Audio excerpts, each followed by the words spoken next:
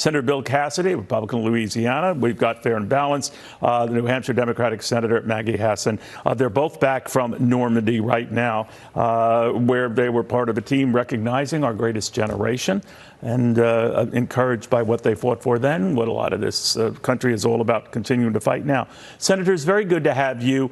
Senator Hassan, I end with you, begin with you on your view of this resolution right now that calls for an immediate ceasefire and whether that was born of this rescue. Well, of course, I'm relieved and thankful that the Israeli forces got 4 hostages home, and thinking of them and their families, we obviously need to continue the work to get all of the hostages released. And Hamas, who started this war with its horrific attack, needs to release hostages so we can stop the fighting, get humanitarian aid in place, and help civilians. But at the end of the day, this is about Hamas stepping up and agreeing to this negotiated deal, and then thinking about what the day after looks like. You know, Senator Cassidy, we don't know for sure how many hostages there still are. We like to think it's about 100, but we're not sure all of those are alive. Do you have any intelligence that suggests otherwise? No, I do not have, I don't, and I don't think it's impossible to know. But I will echo what Maggie said. Hamas has the power to end this. If they release those hostages and they agree to a ceasefire, it ends. Instead, we see they are embedding hostages within civilian populations, and so when Israel goes to rescue, there are civilian losses.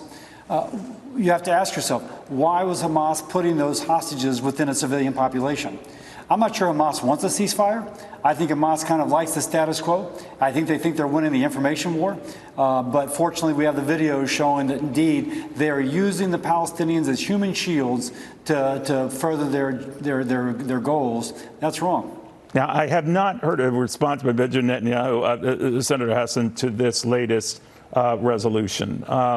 But he has always said, that is the Israeli Prime Minister, that, you know, Hamas must be destroyed. Now, whether that would include understanding for a deal that could also call for the release of Palestinian and other prisoners, that would be a tough thing for him to swallow, wouldn't it?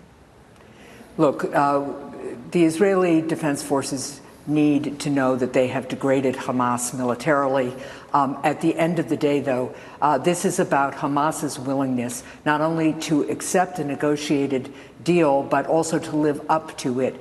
In the past, as you know, Hamas has broken ceasefires and not complied with their end of the agreement. It's imperative, though, that we continue to work to get this negotiated ceasefire, get more hostages back, get that critical humanitarian aid into Gaza. That's consistent with American values, it's consistent with Israeli values, and then to continue the work of making sure that Hamas cannot reconstitute militarily, and to look towards the day after here so that Israel and the Palestinian people can live in security and peace.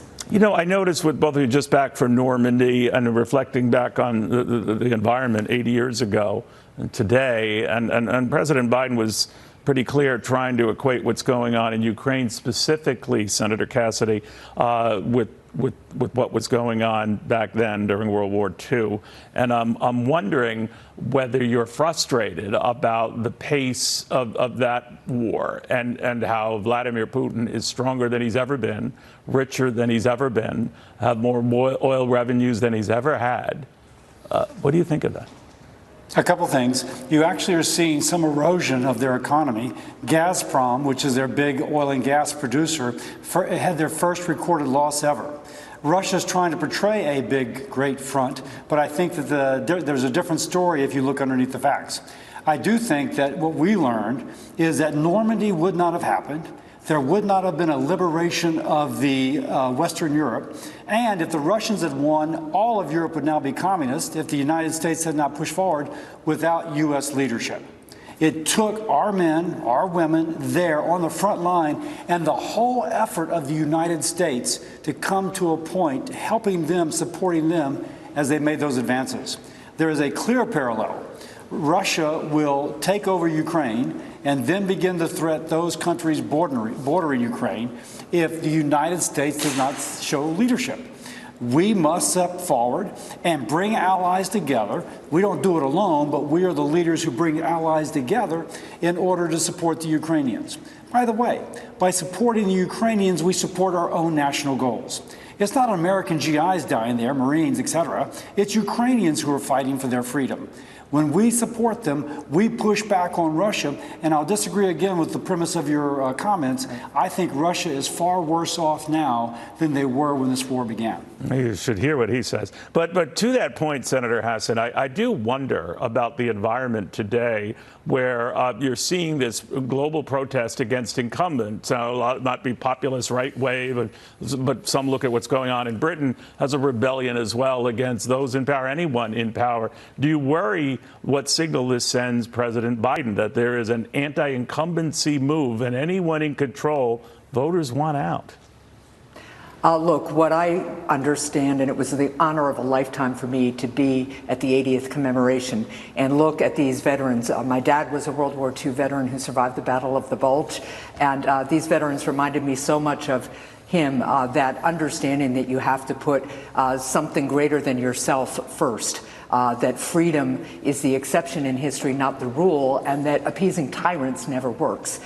Dad had this habit of looking at us at the breakfast table and saying, "What are you doing for freedom today?" I actually got to share that with President Zelensky last week, and he is stepping up for freedom. The Ukrainian people want what we have. They are fighting back against a bully and a tyrant who conducted an unprovoked and brutal invasion of their country.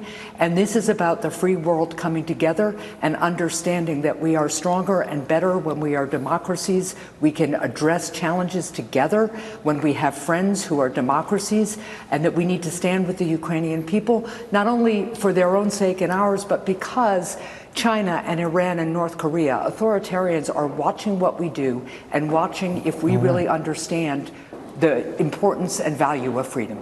You had an amazing dad, it sounds like. Mine would have just asked me, did you do any of your chores today, Neil? And then it kind of... Well, he asked that, too. He did that, just to be clear. Yeah, All right. oh, yeah. Senators, thank you both very much for taking the time. It's very inspiring to see both of you there together and recognizing the common theme that is this great country.